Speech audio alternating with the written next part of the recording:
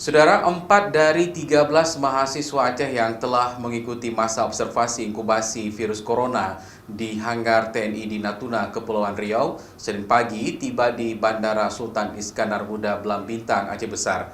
Keempat mahasiswa ini dalam kondisi sehat dan dinyatakan terbebas dari virus corona.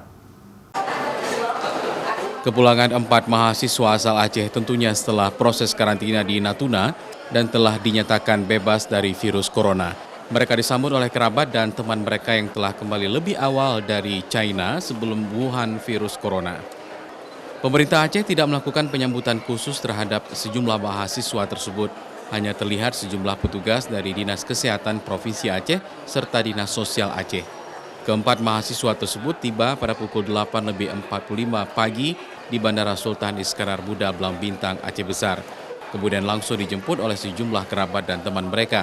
Rencananya mereka akan langsung kembali ke daerah masing-masing. Saya seru lah. Senang udah kembali keluarga di Pak? Ya pastinya senang.